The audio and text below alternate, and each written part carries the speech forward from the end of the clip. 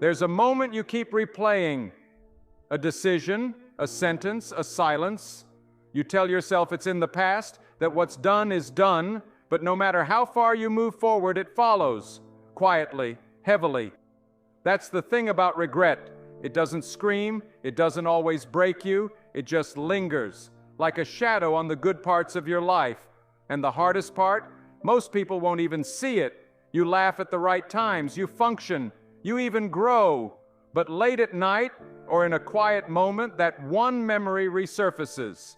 And you wonder, what if I had done it differently? We're told that time heals everything. But the truth is, time doesn't heal regret.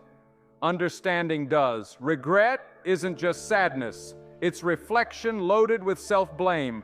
It's the belief that you should have known better, even when you couldn't have. It feels permanent because it attaches itself to your identity, not just your memory. And when we carry it silently, it becomes part of how we see ourselves. According to the Journal of Personality and Social Psychology, regret is one of the most persistent negative emotions we experience.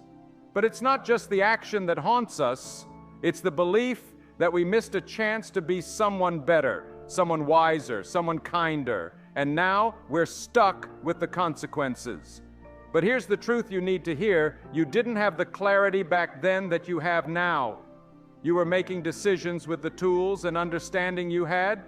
You were younger, maybe scared, maybe exhausted, and the version of you back then did what it could.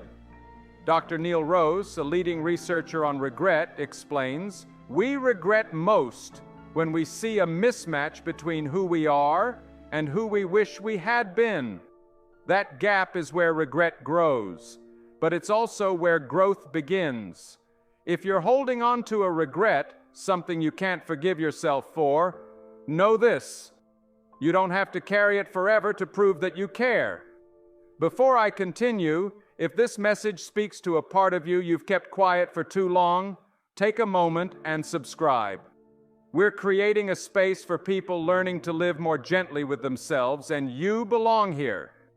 Now, the reason regret feels so heavy is because we believe letting go means forgetting. Or worse, that it means we're saying what happened was okay. But that's not true. Letting go doesn't mean the moment didn't matter. It means you've decided you matter more than staying stuck in it. Forgiveness isn't pretending something didn't hurt. It's making peace with the fact that you can't change the past, but you can change your relationship with it. Philosopher Søren Kierkegaard once said, "Life can only be understood backwards, but it must be lived forwards." Regret pulls us backward. Healing teaches us to return to now. So how do we let go? First, speak it. Regret thrives in silence. Say it out loud. Write it down. Share it with someone who's earned the right to hear it. When we name our pain, we disarm its power. Second, reflect with compassion. Ask yourself, what did I learn from this? Who did I become through this experience? And how have I changed because of it? Those answers are the beginning of self-forgiveness. They turn pain into wisdom. Third, shift the narrative. Instead of thinking, "I ruined everything," try saying, "That moment shaped me, and I'm using it to live differently now." This isn't about denial, it's about redefining what the past means in the story you're still writing. And finally, practice daily release. Letting go is not a single moment. It's something we do over and over, gently and intentionally. Each time the memory resurfaces, don't fight it, acknowledge it. Then speak this truth to yourself. I no longer punish myself for a version of me that didn't know better. Because here's what's also true. You have done the best you could with the emotional tools you had. You have grown in ways that version of you never imagined. And you are allowed to live without this weight. A study from Cornell University found that our most lasting regrets are not about the things we did, but the chances we didn't take, the words we didn't say, the love we didn't show, and the forgiveness we never gave to others or to ourselves.